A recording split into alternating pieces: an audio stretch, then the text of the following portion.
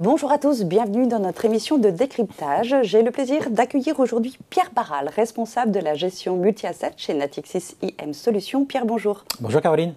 La nouveauté cette semaine est la nette dégradation des statistiques macroéconomiques. En parallèle, on a eu une relative accalmie sur les marchés financiers.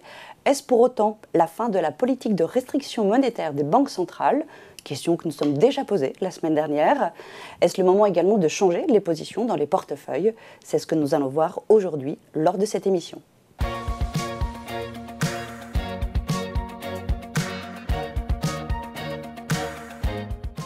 Pierre, qu'est-ce que l'on entend exactement par la dégradation nette des statistiques macroéconomiques ? Alors on a eu, c'est vrai, tout au long de la semaine et de la semaine passée, un certain nombre de statistiques qui ont été publiées à la fois en Europe comme aux États-Unis, de statistiques assez négatives, notamment sur les perspectives de croissance, ces fameux chiffres PMI en Europe, le Conference Board également aux États-Unis, qui sont tous des chiffres relatifs finalement aux perspectives des affaires sur les deux zones, et donc qui ont montré une forte dégradation qui était déjà en cours depuis un petit moment, mais qui a tendance à s'accélérer et atteindre des niveaux qui deviennent en effet assez faibles pour l'ensemble de ces deux zones. Donc on a l'activité, l'autre pendant est aussi, on regarde l'inflation. Est-ce que les chiffres d'inflation sont toujours dans la tendance qu'on anticipait jusqu'à maintenant ? Alors les chiffres d'inflation sont toujours forts, en effet, même s'ils ont tendance un petit peu à se stabiliser, notamment aux États-Unis. On a des chiffres globaux d'inflation qui se stabilisent, mais on a des chiffres d'inflation core, qui sont les inflations vraiment les plus ancrées, celles dans lesquelles on retrouve notamment la hausse des salaires, qui continuent à être très dynamiques et très fortes, et qui posent toujours un problème, en effet, aux banques centrales. En même temps, sur la semaine, on a eu la publication des résultats du troisième trimestre qui, finalement, montre des résultats pas si négatifs que ça de la part des entreprises, notamment en Europe, mais aux États-Unis également, et qui donc sont venus rassurer quelque peu les marchés. Alors, est-ce que vous attendez pour autant un infléchissement de la politique de restriction des banques centrales ?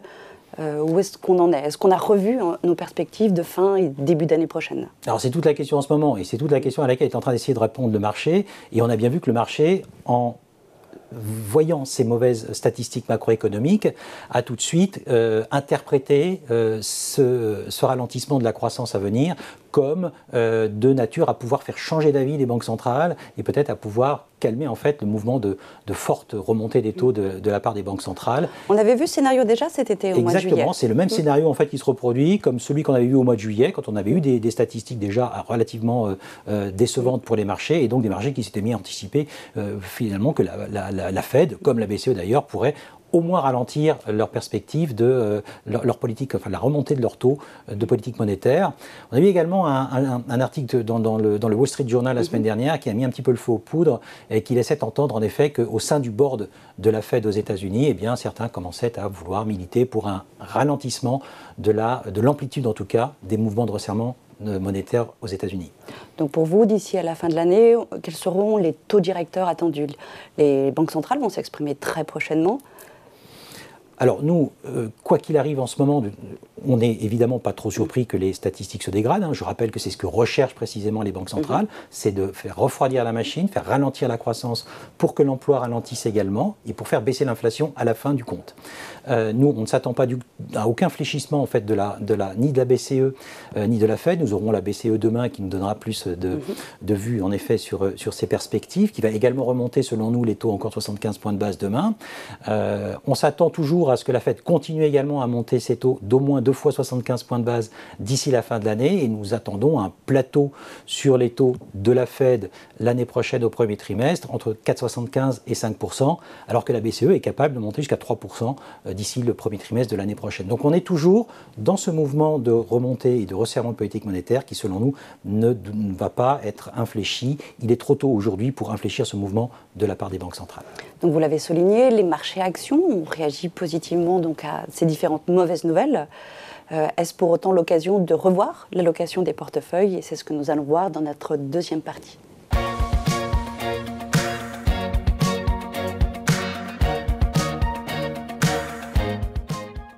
Alors depuis le début de semaine, le marché actions reprend un peu des couleurs.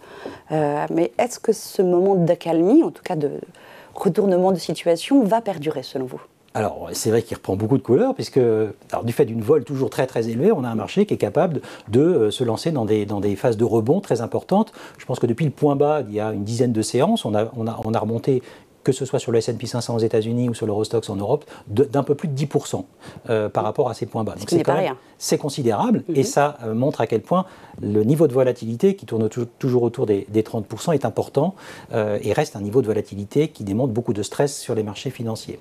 Donc est-ce qu'il est temps aujourd'hui de changer d'avis, et je précise également qu'on a toujours cette corrélation entre les marchés d'actions et les marchés de taux qui reste intacte, c'est-à-dire que quand les marchés d'actions remontent, eh bien les marchés obligataires en prix remontent également, c'est-à-dire que les taux rebaissent de leur côté. Donc on a, selon nous, un marché qui est toujours assez désorienté, qui se rachète à la première occasion et qui cherche toujours les bonnes nouvelles pour pouvoir, en tout cas, essayer de capter les points bas qui ont été touchés récemment pour se repositionner, mais ce n'est, selon nous en tout cas, qu'un mouvement de court terme et un rebond dans un marché qui est, selon nous, toujours baissier. Donc j'entends une volatilité encore très forte sur les marchés financiers, que ce soit le marché actions ou le marché obligataire, qui ne nous permet pas d'avoir cette visibilité de long terme que l'on recherche aujourd'hui. Ah bah très clairement, on a toujours une volatilité autour de 30%, comme je le disais. Donc on a des marchés qui sont capables de remonter de 10% en quelques séances sur les actions, des taux à 10 ans en Europe qui sont capables de rebaisser de 25 points de base, ce qui est considérable dans un marché comme celui-là, en quelques séances également.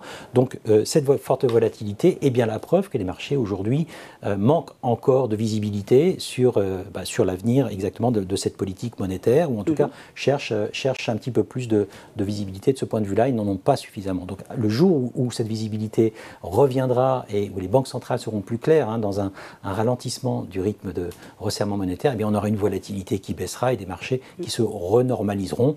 On peut considérer aujourd'hui que les marchés ne fonctionnent pas de manière normale.